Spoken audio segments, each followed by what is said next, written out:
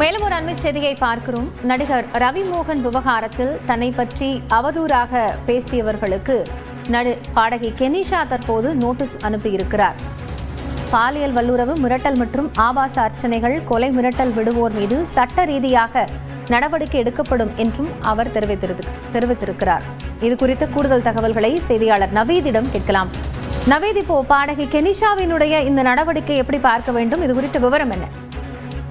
வணக்கம். ஜெயம் ரவி தனது மனைவி ஆர்த்தியை விவாகரத்து செய்வதாக சமீபத்தில் அறிவித்திருந்தார்.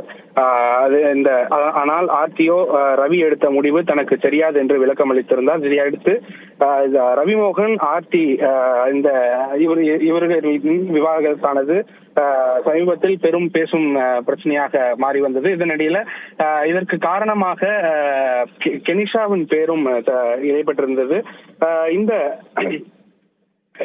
தற்போது கெனிஷா தரப்பிலிருந்து ஒரு நோட்டீஸ் ஒன்று வெளியிடப்பட்டிருக்கிறது. சில நாட்களுக்கு முன்பு கெனிஷா தனது இன்ஸ்டாகிராம் பதிவில் சில கருத்துக்களை பதிவிட்டிருந்தார். அதற்கு ஏராளமான நபர்கள் அவதூறு பரப்பி சில கருத்துக்களை தெரிவித்திருந்தனர். இந்நிலையில் கெனிஷாவின் தரப்பிலிருந்து தற்போது அந்த அவதூறு பரப்புவோருக்கு நோட்டீஸ் ஆனது அனுப்பப்பட்டிருக்கிறது. ரவிமோகன் விவாகரத்தில் தன்னை பற்றி அவதூறு பரப்புவோர்களுக்கு பாடகி கெனிஷா தற்போது இந்த நோட்டீஸை அனுப்பியிருக்கிறார். சமூக வலைதளங்களில் மிரட்டல் விடுத்தவர்களின் விவரம் சேகரிக்கப்பட்டு சட்ட ரீதியாக இதற்கான நடவடிக்கைகள் எடுக்கப்படும் எனவும் கெனிஷா தரப்பில் இருந்து வழக்கறிஞர்கள் தெரிவித்திருக்கிறார்கள்.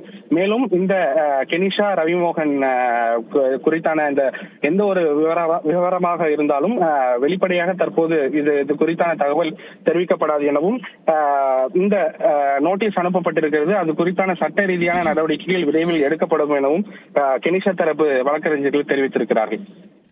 நன்றி நவீத், விவரங்களை வழங்கியமைக்காக.